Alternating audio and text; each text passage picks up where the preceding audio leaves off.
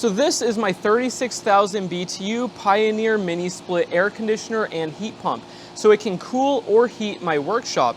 And for the last few months, I've been running it off of the grid with my grid tie systems, but now I'm actually powering this thing 100% off grid. So today I'm going to show you how I'm doing that. And to run this air conditioner in Las Vegas requires a lot of solar panel power, which yesterday it was 120 degrees Fahrenheit. So I'm using 6,860 watts of panels. And this is 6 separate arrays all in parallel for a nominal working voltage of 120 volts. So we have rich solar, we have some used panels, we have bifacials, and in the back are standard monocrystalline, Rennie solar, and ET solar panels. And all of the panels are connected to my new PV combiner box.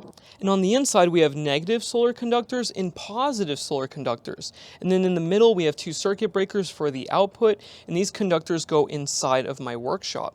And on the other side of the wall is the actual solar power system. So we're using an LV6048, and I have hardy board or cement board behind it. And this is flame retardant, and it can handle a fire for about 2 hours at this thickness. And this unit has an 80 amp MPPT. So those solar panel wires come in right here and then connect to the solar input. And then over here we have the battery connection. And then I have a 150 amp circuit breaker and 2 bus bars for connecting batteries. And on this system we're using a Victron Smart Shunt. I buy these with my own money and I absolutely love them. I know they cost more than other options on the market, but I love this thing. And I can watch the state of charge indicator, I can graph over time how much power I've been using, and so far it's been able to run my mini split system continuously 24/7. Right now it is early morning, so we are at a low state of charge, but it's going to charge up pretty quickly here soon. And the bus bars connect to 2 sets of batteries, and we have 270 amp hours at 48 volts. But because it's lithium iron phosphate, the nominal is actually 51.2 volts. So let's multiply that by 270. We get practically 14 kilowatt hours, 13.824. And this is actually enough to cool down my workshop at night. Last night it was over 100 degrees all night, and this actually managed to keep my shop below 80 degrees Fahrenheit. So that's the basic solar system, but now let's talk about what I'm doing with the AC output. This is probably the easiest part of the system. So we have a small panel that I bought at Home Depot. We have standard Romex supplying this panel. We only have 22.5 amps from each leg. And I was scared that my mini split would not be able to start with that low of a power, but it's actually been able to power it just fine and nothing heats up at all. I actually have a heat camera now and I inspect all of my conductors, and yeah, there's no hot spots anywhere. And what's really nice about this system is we have a 240 volt split phase. That's the term that we use when you're not describing a center tap transformer for a grid. With this, we have 2 separate inverter circuits, and when you put them in series, you have a 240 volt single phase. So we use that to supply this panel. So we have 3 conductors supplying this panel, and then I bonded the ground and the neutral at the inverter. And on the panel we have a 20 amp circuit breaker for this extension cord if I want to plug in heat guns or other things like my leaf blower. And then we have a 25 amp double circuit breaker for 240 volt, and this supplies the actual air conditioner. And this panel supplies a NEMA 1450 extension cord. This can handle 50 amps, and I like to personally oversize my conductors. And I prefer using this extension cord over hard wiring just because of where my mini split is located. Because if I were to hardwire this mini split, I'd have to run a bunch of conduit and it would be a big pain in the butt. And I only need to run the air conditioner during the summer because here in Vegas we actually have really good weather for about 8 months out of the year. And for those 8 months, I want this system to charge my Tesla or my new Porsche Cayenne e-hybrid. It's a plug-in hybrid. So having a NEMA 1450 extension cord is great because I can unplug the mini split conditioner and then plug it into my electric cars. And this cable runs through my shop, under the doormat, and past my bathroom. I also have a Bluetti with a webcam so I can watch this system. Whenever I have a new system, I'm always scared, so I like to keep an eye on it when I'm not home, just in case. There shouldn't be any problems with this. This system is pretty much perfect when it comes to overcurrent protection and oversized conductors, but I personally like to keep an eye on things. And the cable wraps around here to the main connection. So this is the solar system, the female NEMA 1450, and this is the air conditioner. And then I drilled a hole through the wall and then ran the cable. And this is pretty ghetto because I wasn't sure if this was actually gonna work. I wasn't sure if the surge of the air conditioner could be handled by my inverter.